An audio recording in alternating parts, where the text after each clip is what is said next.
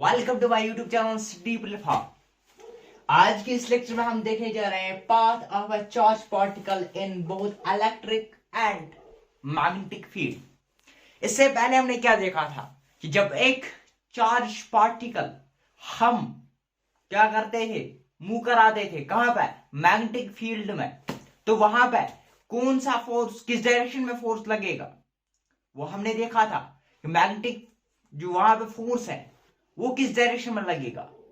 तो हमने वहां पे दो रूल सीखे थे।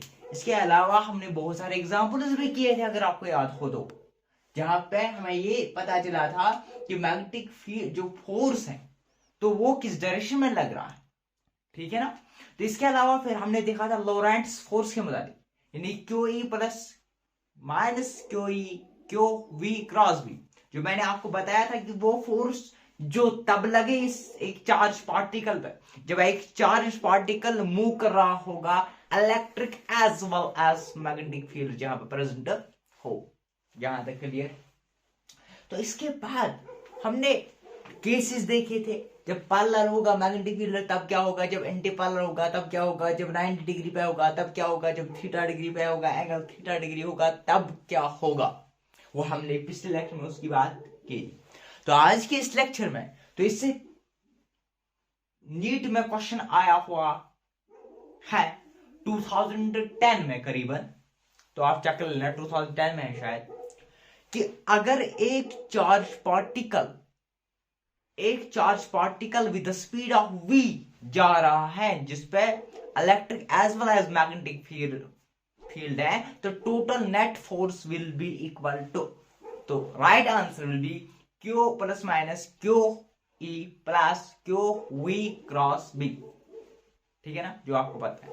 इसके अलावा बहुत सारे क्वेश्चंस बने हुए हैं जिसमें मैंने आपको बताया था कि जब भी मूव कर रहा होगा तब स्पीड क्या रहेगी, कांस्टेंट रहेगी। मैग्नेटिक फील्ड में जब मूव कर रहा होगा चार्ज पार्टिकल तब स्पीड जो है वो कांस्टेंट रहेगी, तब जो पावर जो है वो जीरो रहेगा, तब जो एफ एम डॉट वी वो जीरो रहेगा, वर्क वो जीरो रहेगी। तो इस पर डायरेक्ट क्वेश्चन पूछे गए हैं। फॉर एग्जांपल कि एक charge particle with the speed of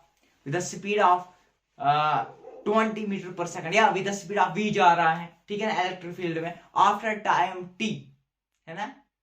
तो इस पे स्पीड जो है ना, स्पीड क्या असर पड़ेगा, speed will be decrease, speed will be increase, speed will be constant, है नन ऑफ द अबव। तो स्पीड क्या रहेगी, कांस्टेंट। ऐसे क्वेश्चंस पूछे गए और पूछे भी जाते हैं। तो खत्म जो हमने पिछले लेक्चर में पढ़ा। अब हम देखेंगे path of a charge particle in electric as well as magnetic field. अब तब हमारे पास एक ही था वहां पे magnetic field. Now electric field भी है और मैग्नेटिक फील्ड भी। अब हमें देखना है वो कौन सा पाथ होगा, ठीक है ना। उससे पहले हमने देखा था पाथ जब मैग्नेटिक फील्ड ही केवल हो तो, ठीक है ना। अब हम देख रहे हैं दोनों।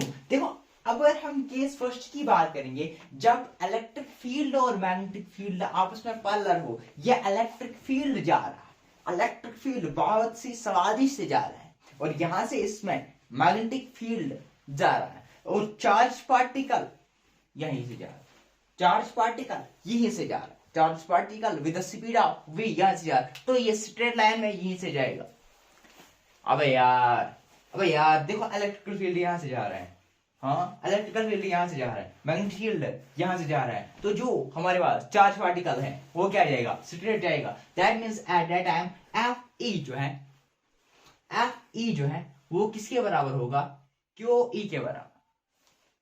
वजह क्या है स्ट्रेट जाएगा, क्योंकि एफ एम जीरो होगा, जो हमने पढ़ा एफ एम यानी मैग्नेटिक फील्ड कितना होगा, जीरो होगा। देखो यहाँ पे इलेक्ट्रिक फील्ड की छोड़ो, मैग्नेटिक फील्ड जा रहा है, तो मैग्नेटिक फील्ड भी जा रहा है, इसकी डायरेक्शन भी यही होगी, है ना। ये देखो डायरेक्शन यही है, तो आप क्या बोलोगे, मोशन ये कहाँ है, फोर्स किस डायरेक्शन में है, किसी की डायरेक्शन में नहीं, एफ एम जीरो, यानी इसकी एक्सेलरेशन भी होगी यहाँ पे, F is equal to M A mass into acceleration.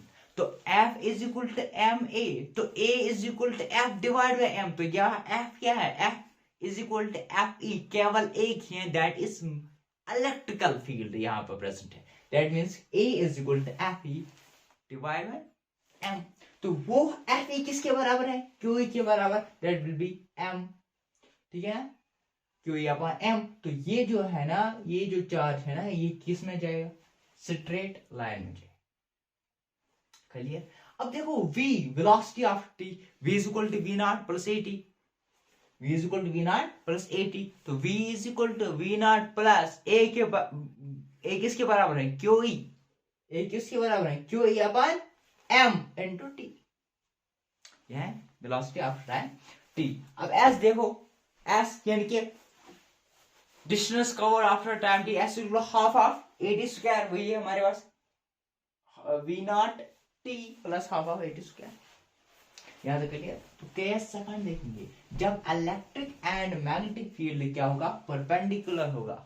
Sir यहाँ पे क्या था, पैरेलल था, यहाँ पे क्या है, परपेंडिकुलर। मतलब क्या, यहाँ पे हमारे पास पॉजिटिव चार्ज, यहाँ पे हमारे पास नेगेटिव। देखो यहाँ पे इलेक्ट्रिकल फील्ड पॉजिटिव से नेगेटिव, पॉजिटिव से नेगेटिव, पॉजिटिव से नेगेटिव, तो ये हमारे पास रहेगा क्या, यहाँ से हमारे पास क्या जा रहा है, मैग्नेटिक फील्ड जा रहा है, ठीक है ना। ये हमारे पास क्या है, इलेक्ट्रिक फील्ड है, चार्ज यहाँ से जा रहा है, चार्ज यहाँ से जा रहा है। उस टाइम क्या होगा, उस टाइम क्या होगा, यहाँ से तीन केस बनेंगे। अब ये देखो यहाँ पे मैग्नेटिक फील्ड है, यहाँ पर जो है ना, यहाँ ये देखो ये इलेक्ट्रिक फील्ड है, ये जो है ये मैग्नेटिक फील्ड है। अब देखो यहाँ पे क्या हो जाएगा, यहाँ पे एफ ई मैग्नेटिक फील्ड इसको खींचेगा। अब देखो यहाँ पे इलेक्ट्रिकल फील्ड यहाँ से जा रहा है, इलेक्ट्रिक फील्ड यहाँ से जा रहा है, मैग्नेटिक फील्ड यहाँ से जा रहा है, ये जा रहा है यहाँ से, तो इसको ऊपर की तरफ खींचेगा, ठीक है ना। ये भी इसको खींचेगा, मैग्नेटिक फील्ड भी खींचेगा और इलेक्ट्रिकल फील्ड भी खींचेगा। ओ इलेक्ट्रिक फील्ड, यहाँ देखो इलेक्ट्रिक फील्ड भी खींचेगा, है ना, चार्ज ये इलेक्ट्रिक फील्ड भी खींचेगा अपने फोर्स से, और एफ एम यानी कि मैग्नेटिक फील्ड भी खींचेगा। अब मसला तीन केस बनेंगे। अब एक केस ये बनेगा कि इलेक्ट्रिकल फील्ड ज्यादा हो, मैग्नेटिक फील्ड कम हो, हाँ ये भी बात है। अब दूसरा केस ये भी बन सकता है कि मैग्नेटिक फील्ड ज्यादा हो, इलेक्ट्रिक फील्ड कम हो, ये भी बात है। तीसरा ये भी हो सकता है कि इलेक्ट्रिकल फील्ड भी किसके बराबर हो, मैग्नेटिक फील्ड की। स्वादिष्ट नहीं आया, यानी कि जब हम एक चार्ज पार्टिकल को क्या करेंगे, मूव कराएंगे, जहां पे मैग्नेटिक और इलेक्ट्रिकल फील्ड यानी कि इलेक्ट्रिकल फील्ड लाइन, ठीक है ना, क्या होगी, परपेंडिकुलर होंगे। Electrical field and magnetic field क्या होगा, परपेंडिकुलर। तो वहां पे तीन केस बने कि एफ एम ज्यादा हो तब अलग क्या पाथ बनेगा, जब एफ ई ज्यादा हो तब कौन सा पाथ बनेगा, जब ये इक्वल होंगे तब कौन सा स्वादिष्ट पाथ बनेगा। तो देखते हैं, पहला जब एफ एम यानी कि मैग्नेटिक फील्ड ज्यादा है, मैग्नेटिक फील्ड ज्यादा है, देखो मैग्नेटिक फील्ड ये है ना, ये रहा मैग्नेटिक फील्ड। तो मैग्नेटिक फील्ड इसको क्या करेगा, ऊपर की ओर खींचेगा, मैग्नेटिक फील्ड इसको ऊपर की ओर खींचेगा, जो पाथ बनेगा पैराबोलिक बनेगा, पैराबोलिक बनेगा, पैराबोलिक बनेगा ऊपर की साइड से। देखो एफ एम लेस है, एफ ई ग्रेटर है, तो ऊपर से नीचे, तो दैट मीन्स के पैराबोलिक बनेगा, मगर इस डायरेक्शन क्या होगी, ये वाली, ठीक। अब केस 3 है, जब ये दोनों बराबर होंगे, ये भी तो केस बनता है। तो एफ एम किसके बराबर होगा, एफ ई के बराबर। तब जो चार्ज है वो स्ट्रेट लाइन की ओर से मूव करेगा, और इसी को हम बोलते हैं वेक्टर स्केलर स्लैक्टर, सॉरी वेक्टर स्लैक्टर इसको कहते हैं। तो इसके टाइम में F M is equal to F E, F M क्या है, Q E, sorry F M नहीं क्यू ई, मतलब ये क्या होगा, F E is equal to F M, लिख सकते हैं F M is equal to Q E, F E क्या है, Q E is equal to Q V B sine theta. तो साइन थीटा क्या है, यहाँ पे sign,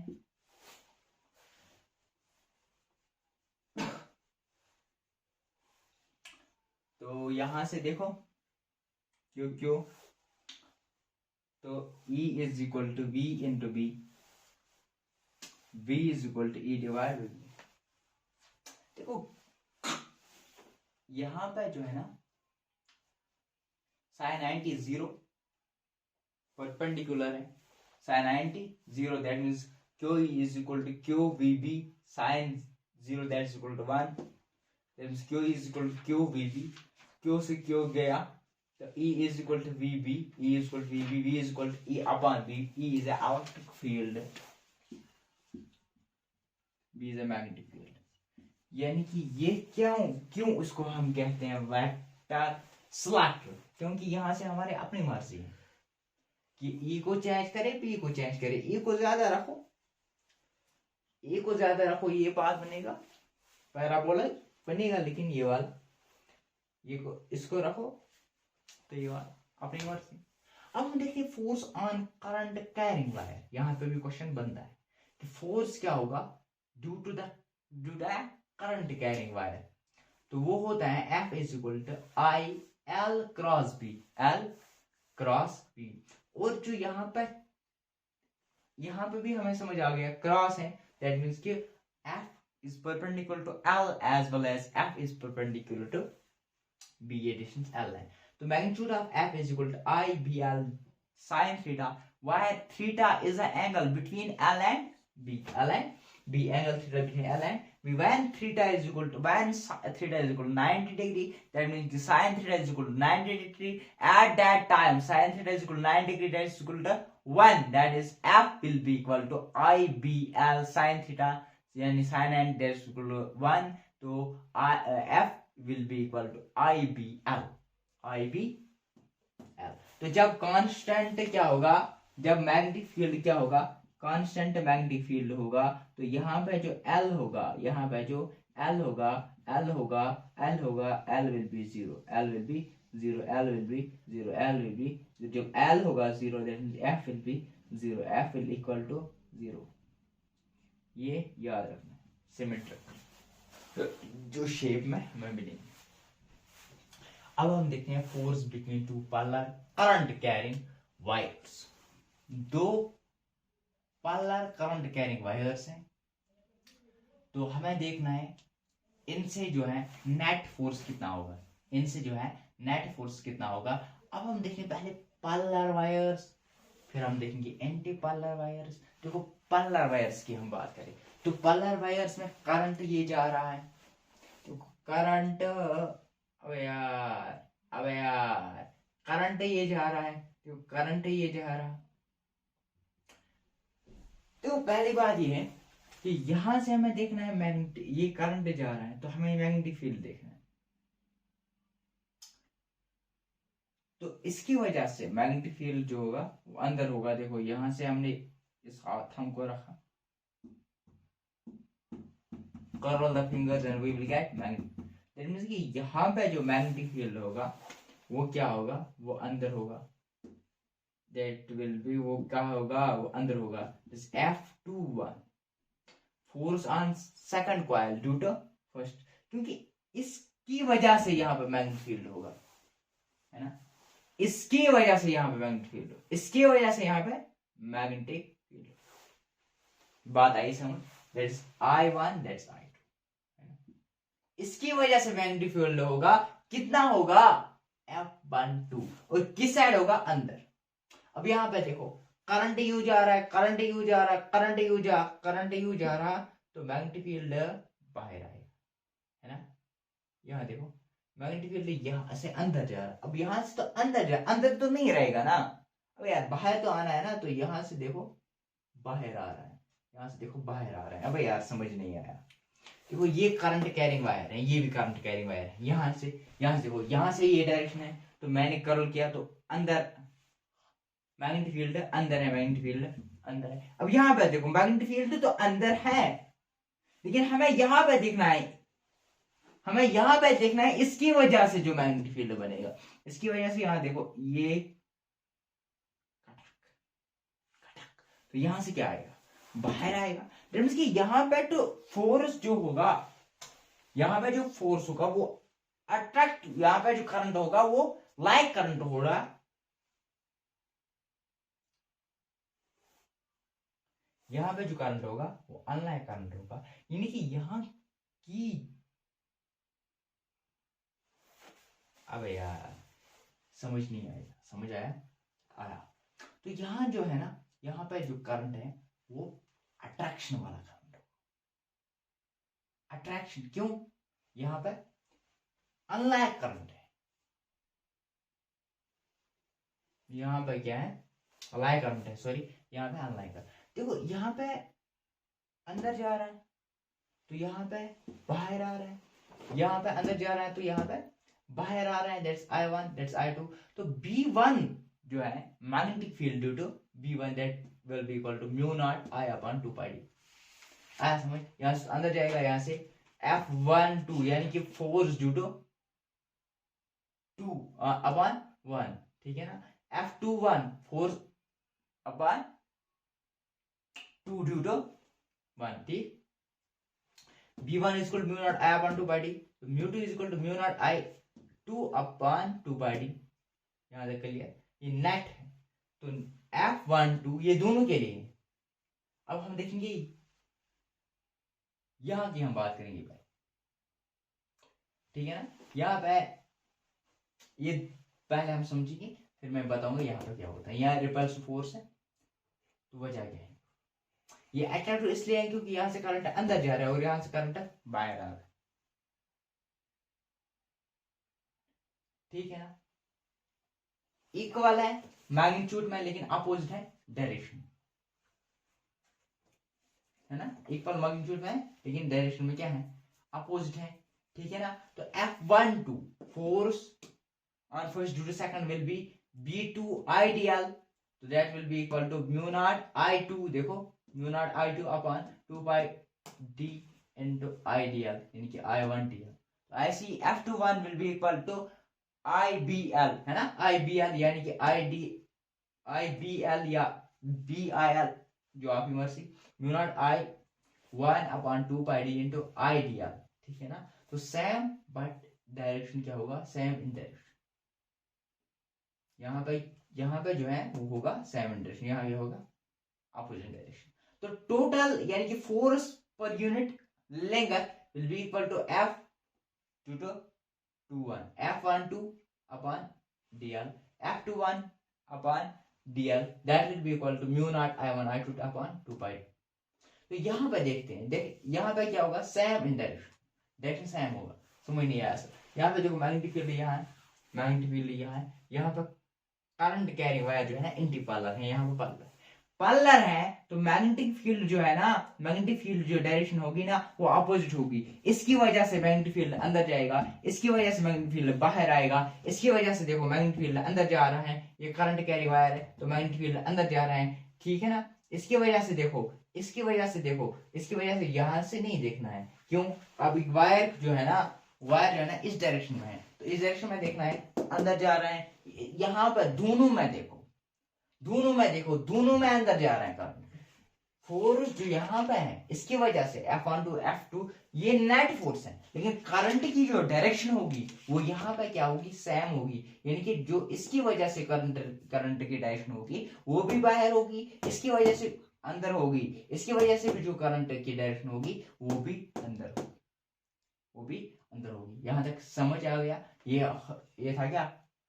parlour current carrying wires का case, parlour current carrying wires का case. तो यहां तक समझ आ गया?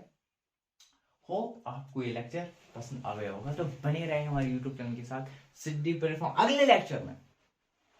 तो होप क्या हम, और ये जो यहाँ पे हमारा समाप्त हो जाता है इस इलेक्ट्रिसिटी एंड मैग्नेटिज्म का। तो मिलते हैं अगले लेक्चर में विथ अगले चैप्टर में, तो बने रहे यूट्यूब चैनल के साथ।